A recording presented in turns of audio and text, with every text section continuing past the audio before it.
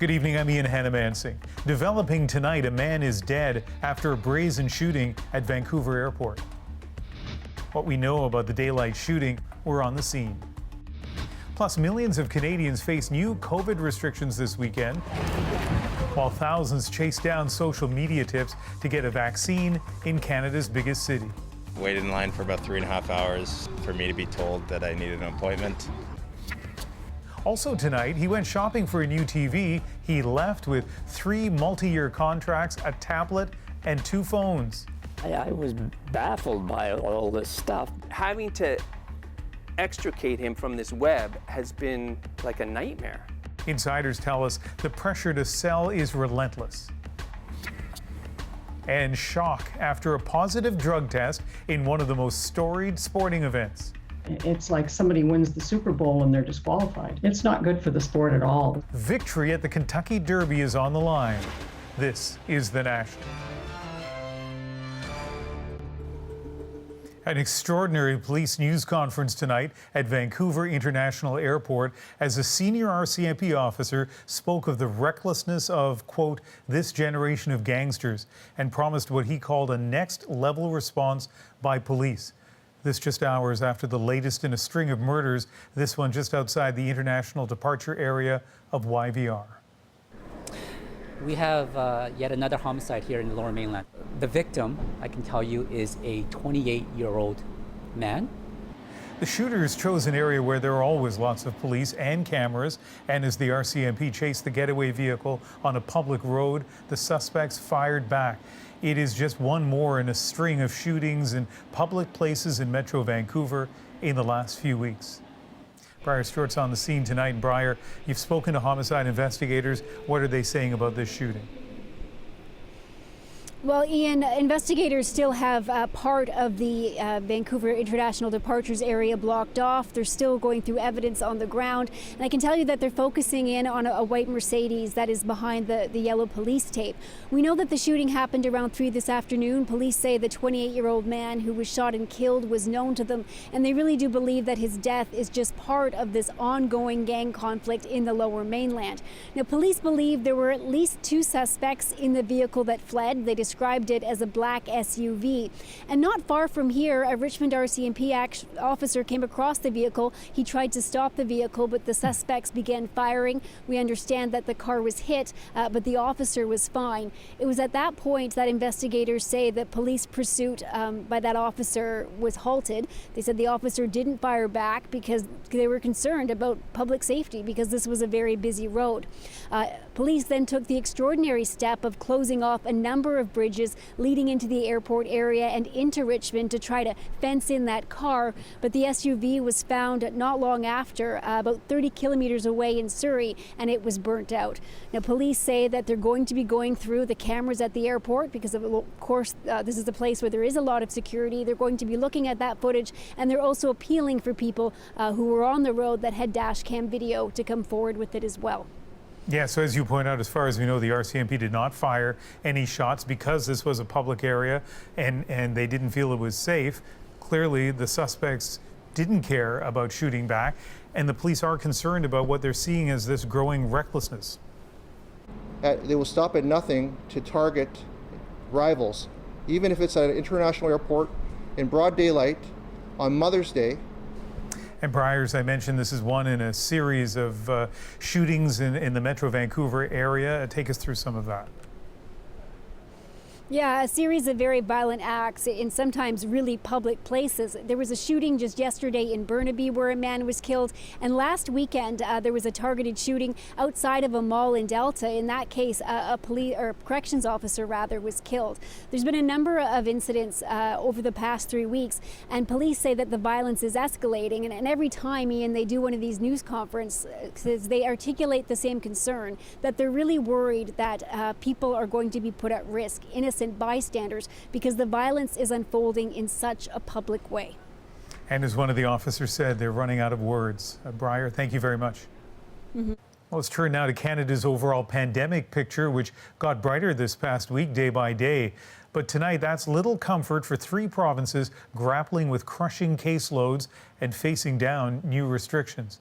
Since last Sunday, Canada's running average of new daily cases per capita has dropped by about 5%, but Alberta's figure rose by roughly 9%. Nova Scotia's average doubling during the week. And in Manitoba, a steady rise continued today when it reported 531 new cases, just shy of its record high from last November. Austin Gravish shows us how people in those provinces are reacting to the restrictions. The patio is coming down at Promenade Cafe, and the owner is scrambling, trying to sell $6,000 worth of food. We're on the edge of almost going bankruptcy. He just reopened his doors on Thursday. Now they're locked and will stay that way for at least 3 weeks. It's part of Manitoba's third lockdown that forces patios, gyms, and salons to close. Tonight, the government announcing all K-12 schools in Winnipeg and Brandon will move to online learning starting Wednesday. I think up till this point, we've seen very little actual transmission within the school setting, but obviously the situation has changed. 20% of Manitoba's COVID-19 cases are in school-aged children. Over the last 2 school weeks, 574 cases were linked to schools. Cases among staff were up 25%, the increase for students 67%. Manitoba's rate of infection is now the second highest in Canada and is only behind Alberta. Guaranteed fundamental rights and freedoms. In that province this weekend, defiance and crackdown. Not require a government to act as a nanny state. Mounties ticketed protesters outside a cafe health officials shut down. And in Calgary, police arrested 2 church service organizers. With the highest active case rate in Canada and the U.S., Alberta is closing salons and in-person dining, even on patios, as of midnight tonight. All K-12 students have moved to online learning. Again this weekend, people in Halifax waited in long lines to get tested. As a small province with 1,600 active cases, Nova Scotia is tightening its borders starting Monday, blocking travelers from PEI and Newfoundland and Labrador, and even those moving to the province. We are cautiously optimistic that we're going to start to trend down soon, and I think that's going to be the case because by and large, Nova Scotians are listening. Austin, when that third wave hit hard in Ontario, help came in from the federal government and at least one other province. What do we know about what may be in the works for these 3 provinces? Ian, the feds have already sent the military to help in Nova Scotia. And today, Health Minister Patty Hajdu told Rosemary Barton Live this week she's going to be having a phone call with her counterpart here in Manitoba. She says so far Alberta has declined federal help, so she's now reaching out directly to the mayors of 3 cities hard hit in that province. Ian? All right. Austin Gravish in Winnipeg. Thank you. Public health experts warned we wouldn't be able to vaccinate our way out of a third wave. In parts of Canada, that is clear enough, but the vaccination rollout is racing forward. Right now, about 14.8 million people have received at least 1 dose. That's nearly 40% of the Canadian population. A month ago, the pace of vaccinations was roughly 230,000 a day on average. Now it's about 300,000 a day. Tally Ricci shows us that in some parts of Ontario, as the rollout continues, the barrier to getting vaccinated isn't age anymore. Instead, it's often access to social media and the ability to pounce on a hot tip. Lately, in parts of Ontario, finding an open vaccine spot is being compared to a scavenger hunt or getting into an underground club. Yeah, I went yesterday and you kind of had to be in the know. We were pretty lucky to get in. People 18 and over in designated hotspots are eligible for vaccination through mobile teams and pop-up clinics. We're super excited. I mean, it's been a long time coming. When those pop-ups have extra doses, it's being posted on social media, resulting in hundreds of people flocking to a location with scenes of people running to secure a spot in line. The province quietly announced Friday that all adults can book a COVID-19 vaccine at select Ontario hotspot pharmacies. No proof of address required. Today, Canada's public health minister emphasized that it's time for people to get in line. That's why we keep saying, when it's your turn, please get vaccinated. But for some, that's easier said than done. Yesterday, waited in line for about 3.5 hours for me to be told that I needed an appointment. It's great to see that vaccine confidence and people willing to drive all over the city. But, we really also need to ensure that we're getting the message out to people who need the vaccine most. Dr. Andrew Buzari says he's happy to see a recent rise in vaccine access, but the messaging needs to be more streamlined. We need a more comprehensive system approach because we're losing a lot of people who aren't on social media, who obviously have other barriers in their lives. While many still wait for their turn, for some, this was a special day for more reasons than one. Well, I would always remember today that it was on Mother's Day 2021 that I got my first Pfizer COVID vaccine shot. The province says it's currently on track to administer first doses of the COVID-19 vaccine to 65% of adults by the end of May. That's also when vaccine deliveries are expected to ramp up and stay consistent throughout June. Talia Ricci, CBC News, Toronto. Let's turn now to the latest Go Public investigation. It's about a man who just wanted a new TV. Instead, the 85-year-old with Alzheimer's disease left an electronics store locked in a contract for TV, internet, and home phone, as well as a new cell phone and tablet. Insiders at the Source store tell us it's an example of the intense pressure to make a sale at any cost. Here's Erica Johnson. That means I talked to them before November 10th. It's been 7 months of frustration trying to figure out how 85-year-old Ross Miller ended up with a laundry list of products after a visit to a nearby electronics store. I was baffled by all this stuff, but I didn't think it wasn't for me. At least I didn't think it was. Last October, Miller walked into a store like this one in Toronto, The Source, owned by Bell. A sales rep locked him into 2-year contracts for a Bell TV package, cell phone, and high-speed internet, and sold him a tablet and cordless phone. It was easy for them to sign him up for all these things, but having to extricate him from this web has been like a nightmare. Concerned about his dad's cognitive function, Ogden took up the battle, recording endless calls to Bell customer service reps. At the point of purchase, he was medically and mentally stable enough and capable of signing and agreeing to a contract. But an insider at another location for The Source tells Go Public he and his co-workers get daily pressure to make a sale, even in the pandemic. Someone else is reading his words. So if the person doesn't have their faculties, then we're basically just told to go through the script. Whether or not their circumstances are concerning, we're told to just push through that. Go Public has heard from hundreds of people who work for the big telcos, many saying there's relentless pressure to make a sale at any cost. It all led to an 8-month public inquiry. That would be unacceptable to consumers. Where the regulator said aggressive sales tactics harm consumers. Unrealistic sales targets hurt employees too, says this business ethics prof. The company should be the one to offer protection and support for their employees, rather than shifting all this financial difficulty and pressure towards their employee. After Go Public got involved, Bell refunded all costs and apologized to Miller. A spokesperson said Bell does not condone high-pressure sales and that staff involved will be disciplined. Erica Johnson, CBC News, Vancouver. Our Go Public stories come from you. If you have a tip for the team to investigate, send an email to gopublic@cbc.ca. Many communities in the Northwest Territories are on edge tonight. Officials fear spring flooding could be especially bad this year, and COVID-19 is making it more complicated. Ice is breaking up as Great Slave Lake flows into the Mackenzie River, and as water levels hit new records, evacuations are already underway in several communities. Anna Demaray has the latest.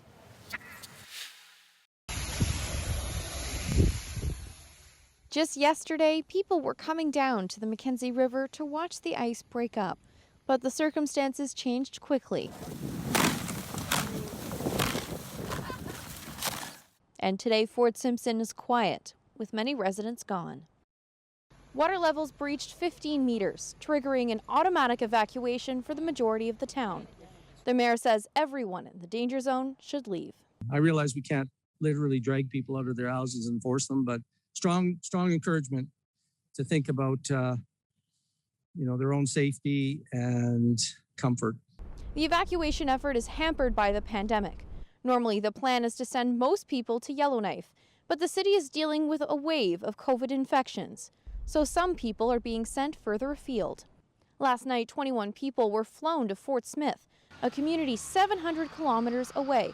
And today, town officials are preparing to receive more evacuees, housing up to 150 people at the local arena. I think the first question that anybody asks is like, how can we help? And so we have had quite a few people offer to help to prepare meals. These evacuees are grateful to be safe in Fort Smith. This elder left with just a bag of clothing. It's kind of looking pretty scary because you don't know what's going to happen. Officials in Fort Simpson are going door to door telling people to leave. They have the option of getting to higher ground or leaving for other communities. The ice breakup is still very much in effect in other places, like here in Hay River, where an evacuation order is still in effect for the almost 400 residents of Vail Island. Here, town officials are asking for patience while they watch the situation hour by hour. Anna Demarest, CBC News, Hay River, Northwest Territories. A third night of clashes is underway in Jerusalem. They're protest over a court order to evict Palestinian families from a neighborhood that's being claimed by Jewish settlers. Now the United Nations is getting involved, with the Security Council discussing the matter in a private session tomorrow. Katie Simpson has this look at a weekend of violence. Another night of unrest, mounting tensions and violence at Damascus Gate in Jerusalem's Old City. Tear gas clouded the air as Israeli police used water cannons to clear the streets. Palestinian protesters threw objects at officers, a repeat of the scenes from the night before.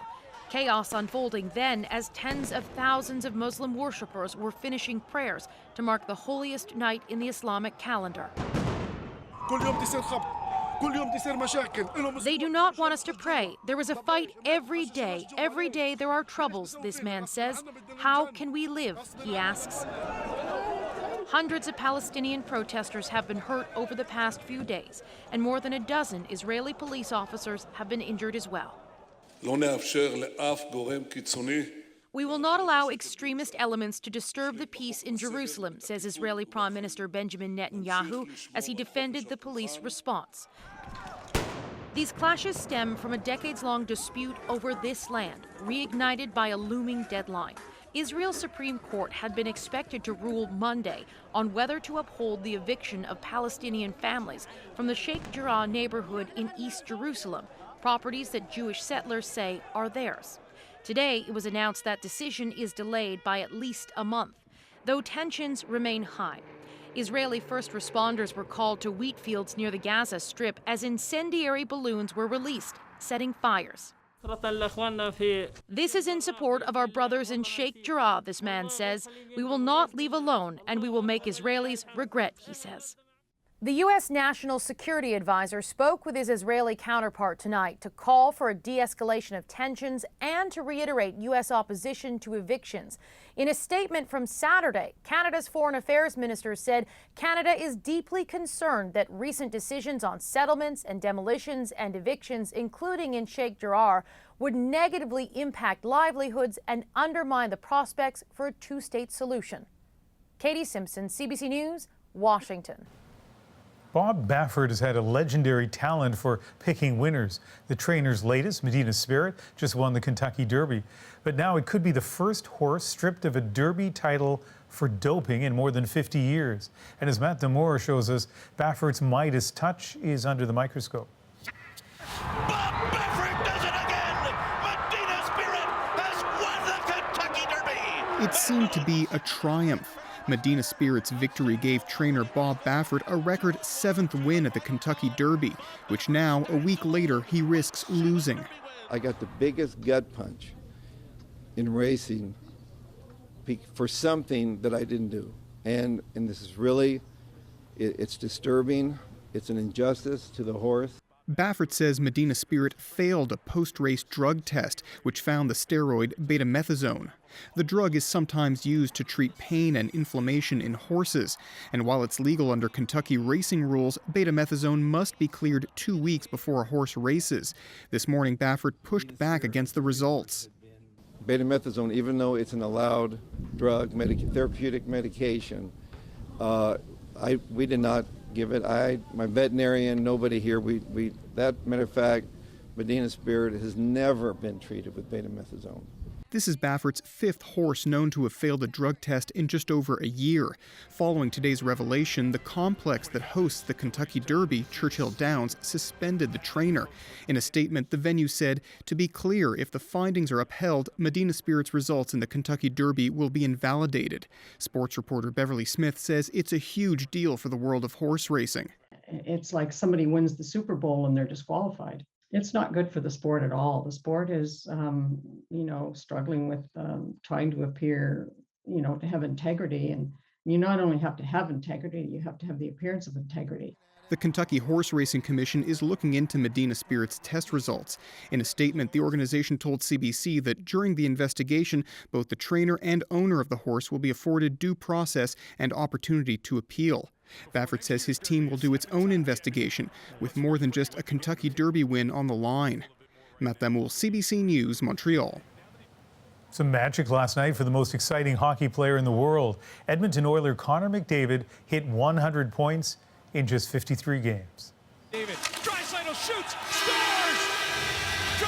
With that assist, his fourth point of the night, McDavid is up there with the likes of Mario Lemieux and Wayne Gretzky. He's the first player to hit 100 points that fast in 25 years, adding evidence to a fun debate. Where does he now stand among the greatest of all time? The demand for food delivery has shot up during the pandemic, but some of those delivering that food say their working conditions have worsened. Uber cut our pay by half during the pandemic.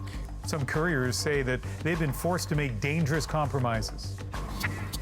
And a bouquet to brighten up Mother's Day. My husband used to have flowers all over the place, and I really miss that. A florist surprises those most isolated during COVID. Plus, the class of 2021 has a raptor among them, and you can now call him Doctor. What kind of doctor are you going to be? Doctor of letters or doctor of what? Doctor of greatness. We're back in a moment.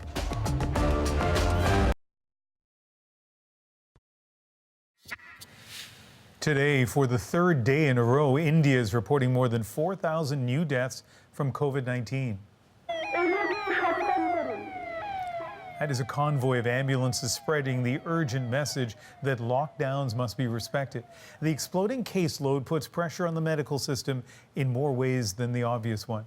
COVID-19 has claimed the lives of hundreds of medics. 116 died in just under a month. Some doctors here in Canada are pitching in, doing what they can from afar to try to relieve that pressure. Dr. Gabrisalasa shows us how. How did he do last night? A lifeline from the other side of the world. He was stable, but still struggling. This is a regular routine now for Dr. Samir Gupta, who has a lot of relatives in India. About 20 have had COVID. One is hospitalized. In some cases, they're sending me videos of CAT scans. They're sending me lists of medications, blood work results. Along with the medical insight, he has been helping procure hard-to-get supplies like oxygen because his 36-year-old cousin was struggling to breathe. And we went to emergency rooms for hospital to hospital, hopping in the city. And nobody could admit, nobody can give me any bed, any help. Other Canadians are trying to help by raising money for equipment and medicine to send to India. We're going to buy about $25,000 worth of steroids if we can get it. And so that will help at least 1,000 patients. With more than 21 million cases of COVID in the country, hospitals have been overrun with patients. In my ICU every day, around 8 to 10 people are dying. Dr. Alicia Akhani has been working as an intern in a hospital for less than a month. Just a few hours back, I was talking with this patient. This patient was doing fine, and now I can no longer see them. There's no words to describe it. The push to save lives with more COVID vaccines continues. The country is home to a major vaccine producer, but has a low vaccination rate domestically. Dr. Aksa Sheikh heads a COVID vaccination center. We have hardly, 3% or 4% of our population which is vaccinated with 2 shots. With such low vaccination levels, how do you expect to fight such a brutal second wave of the pandemic? As for Dr. Gupta, his cousin is now in an ICU and seems to be improving. The family is grateful for the help from afar. Magda Gebrselassie, CBC News, Toronto. Food delivery has been a booming business this year, but there are stories hidden behind each knock on your door. Doing this job in a pandemic, it's difficult because you don't necessarily feel safe at all. We'll hear from the workers delivering dinners. Plus, for you. Yes. I love flowers. Mother's Day in bloom. A florist brings joy and roses to those missing family today. Stay with us.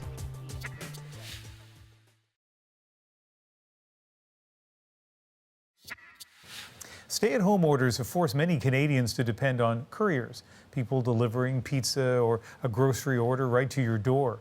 The pandemic has kept them busy, but that work comes with a risk and some say not enough respect. A few of them shared their stories with our Nick Purdon. I work really hard. Everyone that goes out there and is delivering you food or delivering you goods, they're working very hard. Meet Brice Sofer. He's delivered food for Uber Eats off and on for the last 6 years. And since the pandemic began, it's become his full-time job. When you order food, you're ordering it because you don't want to go outside. The weather's probably terrible. You're getting someone to bring it to you, either by bike or by car. In both cases, it's very tough. During the last year, we've all come to depend on delivery of food, groceries, pretty much everything. We've become accustomed to having things arrive at our door. But the reality is that people who do that work take risks so we can stay home. Makes me wonder how the pandemic has been for them. The job's changed during the pandemic. There is always the stress of possibly contracting coronavirus. We're often in restaurants where it's pretty tight at busy times.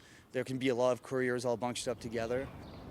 Almost as soon as the pandemic began, delivery workers were among those deemed essential. But around the same time, something else happened to them. Something you might not know about.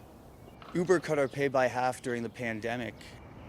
I've felt that it's a lack of respect from the company. It really doesn't jive with the idea of us as essential workers. There's that rhetoric that we're so important, that we are helping stop the spread of the pandemic. But the result has been that I've just had to work longer and harder. Are you saying you don't feel essential? I feel expendable rather than essential. Uber admits they did lower base fares during the pandemic, but they say they now pay extra for the time couriers wait in restaurants and the distances they travel. They also made the system more transparent. Workers now know exactly what they'll make for a delivery and can choose not to take it. Still, many couriers say they're making a lot less than before. Meet Jennifer Scott. The pandemic is not over, and I'm being paid the lowest amount of money that anyone has ever been paid to do this job in Toronto. Jennifer is the president of Gig Workers United. It's a group trying to unionize app-based workers. She doesn't just want better pay. Right now, gig workers are considered independent contractors. She wants them to be employees instead, and have all the benefits that go with that. And Jennifer believes now is the time to push for change. It is important for us to recognize that the pandemic has made it easier for other people to see the value of what we're doing, and it also makes it a little bit easier for us to connect with each other. Because as gig workers, when we're out on the road and we see each other, we're like, oh wow, I see the sacrifice that you're making. I understand why you're out here working. I am too. In 2016, Statistics Canada estimated there were around 1.7 million gig workers in the country. But that number seems to have gone up during the pandemic. All you have to do is look outside. You might see someone like Hassan Gonsalves. He's 34, and he's worked for Skip the Dishes for the last 2.5 years. Doing this job in a pandemic, it's difficult because you don't necessarily feel safe at all. Houston says for him to even earn minimum wage during the pandemic is a challenge. I'm in what I believe are very dangerous conditions. I'm out in the public. I'm entering restaurants. I'm entering apartment buildings. And at the end of the day, my concern going home is I live with my elderly parents. So I don't know if I've brought back COVID back to the house.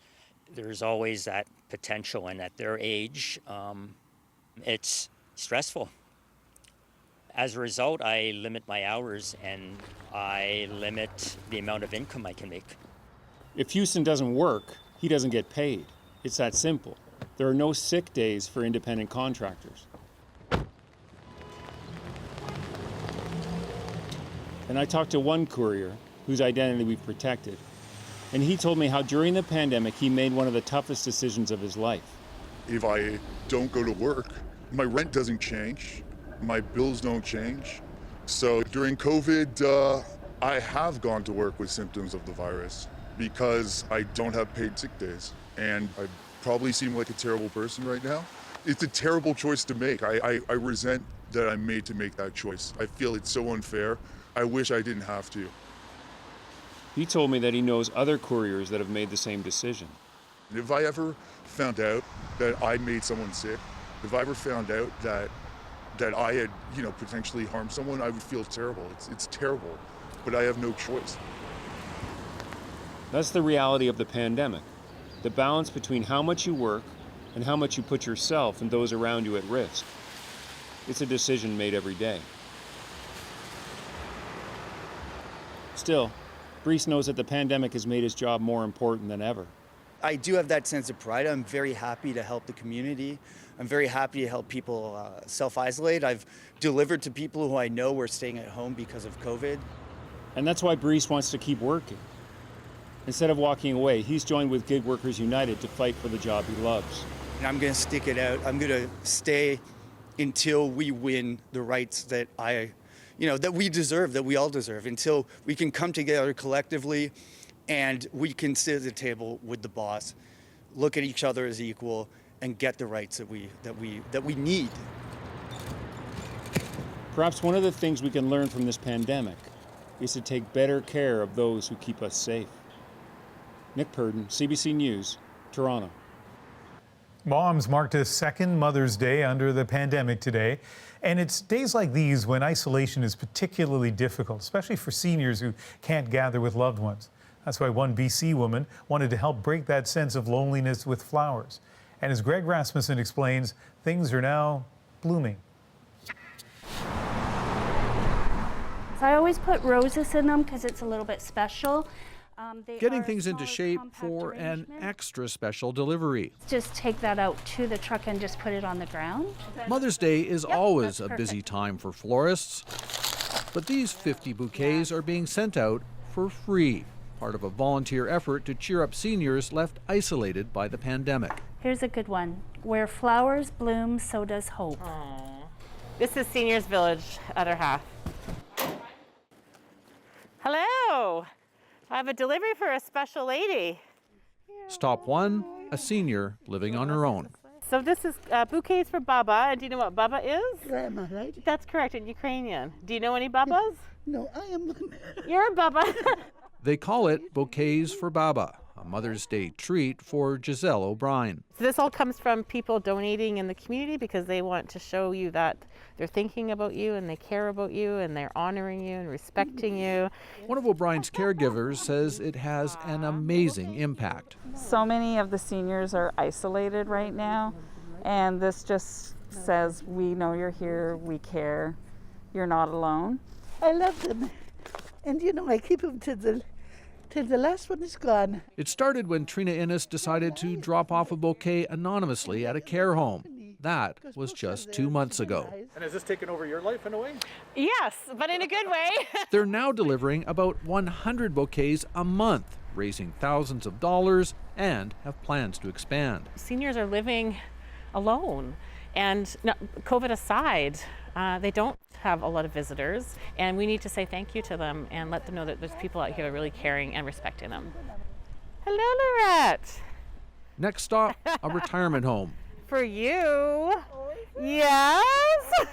I love flowers. Aww. I thank you so much. You're welcome. The colors in there are beautiful. I know. The bouquet brings back memories. My husband used to have flowers all over the place, and I really miss that. Lorette Fortier talks to her children who live out of the province, but hasn't been able to see them in person for more than a year. I am very lonely, I have to admit. I miss my family so much. We were very close, and my husband's been gone for 8 years now. Others at the long-term care home are equally grateful. Is this Papa? Dick, And it's not just Babas. Men get bouquets under the program as well. Take time to smell the roses. There you are, and there's one right there and right there. Aww. I think it's just such a heartening thing to have people that they don't know, people come together to say, hey, we care about you, we're thinking about you, we want to brighten your day. And I think that's huge, right, for people who've given so much over their lifetimes. Beautiful. The florist who's donating her time to the cause and flowers at cost hopes others pick up the effort across the country. Kindness spreads kindness, and it's just been a snowball effect of people doing good for each other in this crazy, crazy time. You guys all look beautiful. Kindness that's definitely being noticed, one delivery at a time. Greg Rasmussen, CBC News, Maple Ridge, BC. A new podcast debates health and wellness through a comedic lens. Is laughter the best medicine? To which I might answer, for actual COVID-19, no. It may not cure COVID, but it could help the lockdown blues. My conversation with Dr. Asif Doja and Ali Hassan is next.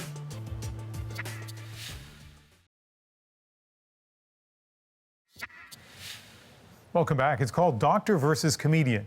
Ali Hassan and Asif Doja may be friends, but their podcast pairing may seem a little unusual. Is laughter the best medicine? For actual COVID-19, no. For the COVID blues that 7 billion people have been feeling lately, possibly. Hassan and Doja are hoping to bring some levity to Canadians in the midst of a pandemic. I have 4 kids. I love 3 of them. You know, it's not a law. It's not a law. You don't have to love them all. Ali Hassan is the comedian. He's also an actor and CBC radio host on Canada Reads and Laugh Out Loud. Asif Doja is the doctor. We'll be talking about serious topics in an unserious way. A pediatric neurologist at the Children's Hospital of Eastern Ontario. The two have been friends since childhood.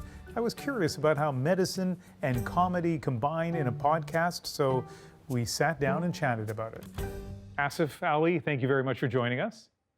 Pleasure to be here. Just 3 guys formerly from New Brunswick hanging out on the National. And actually, Ali, your connection in New Brunswick to Asif is how your friendship began. Absolutely. I mean, you would know this world. Ian, in the 70s, not a lot of, the way my father tells me, he would say that anybody with any dark skin, my mother and father would be like, one of us, Guyanese, one of us, Lebanese, one of us, a white guy with a bit of a tan, one of us. So it was like just anything to find a connection with people from home. And so it stood to reason that Asif's dad, who was from India, and my father, who was from Pakistan, really forged a great connection. And it's, continued to this, to now. It is an interesting time in terms of entertainment, and people are creating podcasts with very niche audiences in mind. And Asif, you're getting a sense among medical people of who some of those people are in your audience. Yeah, we're hearing a lot from medical people, and even just hearing from some of the frontline people who you think that the last thing they'd want to do is hear a medical podcast, but obviously they're coming for the comedy on Ali's side and the entertainment side of his. But even just talking to them, they say, the people who've been in the COVID ICU, at the end of the day, we've gotten some messages from people saying, just me driving home, listening to this, putting a smile on my face, laughing, that little bit of levity kind of goes a long way. So comedian and doctor, obviously you approach your podcast from that perspective. But Ali, one of my favorite episodes so far is when you've been talking about people of certain ethnicities playing roles of other ethnicities and how that might sometimes be acceptable. So as I listened to that, I thought each of you're bringing to this conversation also your backgrounds and your perspective. Absolutely. I mean, we're intricately tied to our own identity and our background. There's no getting around that. And while we may not be the most Indian or the most Pakistani, either of us, there's no doubt we were raised with those various values and beliefs. So that definitely feeds into it. And that episode you're talking about is very close to my heart, because we talk about this whole idea of acting and who is allowed to play which roles. And I have played the roles of many Arabs and Middle Eastern characters because that's kind of what I look like. I don't look like your typical Pakistani. So if I was only allowed to play the roles that I look like, I may not have a career. And I think it's we're caught, the three of us are caught in this weird generation, right? There was a time where there was no brown people or really people of any ethnic origin on TV. And now we see a plethora, but we saw that change over time. And how do you relate to it when, well, we're just lucky to be represented now because we can remember a time when we weren't, and how that plays in. So it's so hard to separate that from just our regular talk about entertainment. Asif, let me ask you about your role as a doctor in all of this. You're a scientist, you're a specialist, and then you take on topics like colon cancer, for example. I mean, that's a lot of pressure for you. And so tell me about how you approach that. Yeah, and I think I really feel a need to make sure I try and do the research. I know everybody says that in social media these days, do the research, but I mean really pulling up the scientific guidelines, reviews, and things like that, because I want to make sure I'm representing it properly. But on the other hand, I don't want to get too deep in the woods with the stuff that only other physicians care about, because even though we have physicians listening to the podcast, the majority of people who are listening to the podcast are just everyday people who just want to learn a bit more about these subjects. And when he does get too deep into the woods, that's where I come in to be like, buddy, you're talking a lot of ding, ding, bing, bing, and I don't understand any of it. I'm the layperson. I'm the stereotypical layperson, and I represent all the lay of the land. You'll pull me back and say, you're not even explaining that properly. Let's rewind and do that again. Ali, I think you've probably heard this over the years. Everybody thinks they can be a comedian and just go to amateur night and be okay. And Asif, no insult intended. I know you did have a little foray on amateur night. But now I think everybody thinks they can do a podcast, Ali. And so what's your advice to doctors out there, to teachers, to police officers who say, hey, you know what, good idea, I think I'm going to do a podcast as well? Yeah, I think if I can say something encouraging in this moment, it's don't do it. We don't need the competition. Okay, let it end with Asif and I. No, if you feel like you have a niche idea and something that people would love to hear about it, I mean, more and more people are having podcasts, putting them on, but more and more people are listening to podcasts also. Now, Asif, Ali is a bit like me. He and I have never seen a microphone or a stage we didn't like. What about for you? What has the podcast experience been like? Yeah, it's definitely a learning curve. We've had this idea for actually several years, and we didn't actually put it into effect last spring because of obvious reasons, because of the pandemic. We thought no one's going to want to hear a medicine podcast or entertainment. So we kind of put it on hold, and then this year started to kind of get a bit more, work on it. Last word on this, Ali? Well, I think, we've said a fair amount about this. We've touched on it, but I think, and Asif would 100% agree with me, it's important to remember that laughter really is the best medicine. Yeah, just to be clear, Ian, that's not scientifically proven at all. So, what a buzzkill. It is a tough game. There are lots of podcasts out there, but it's really given voice to people, just interesting groupings, right? And this is one of them, doctor versus comedian. By the way, the Raptors have added a doctor to their roster. Kyle Lowry, Doctor of Humanities, honoris causa. You can call him Dr. Lowry now. His moving convocation message next.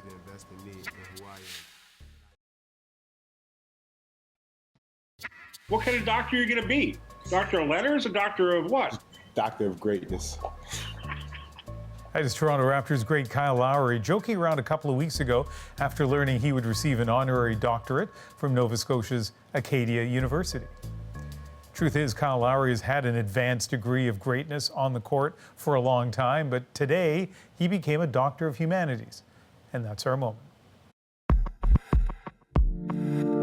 Kyle Lowry, Doctor of Humanities, honoris causa. Acadia recognized Lowry for guiding the Raptors to the NBA title in 2019 and his charity work in Toronto and his hometown of Philadelphia. In his virtual acceptance speech, Lowry said success means nothing if it can't also help others. My service wasn't dependent on whether I became a professional athlete or not. I always knew that no matter where I ended up in life, that I would always give back in everything I had. But he wasn't always quite so serious. Look at you guys. You guys made it. After countless hours of studying your craft, pulling all-nighters, some of us pulled all-nighters. Well, some of you guys pulled all-nighters. Lowry even got a shout out from former Prime Minister Paul Martin, who was today named a Doctor of Civil Laws. Never in my wildest dreams did I think I'd make the same team as Kyle Lowry. Well, lace up, Paul. You finally made it. They should have their own podcast, the Prime Minister and the Point Guard, or something like that. Anyway, imagine how exciting that was for the Acadia grads to have those two, and I'm sure another list, like further kind of distinguished honorees. But if only it had been a regular year and they had visited Wolfville, would have been just the perfect way to end their time at Acadia. That is the National for May 9th. Good night.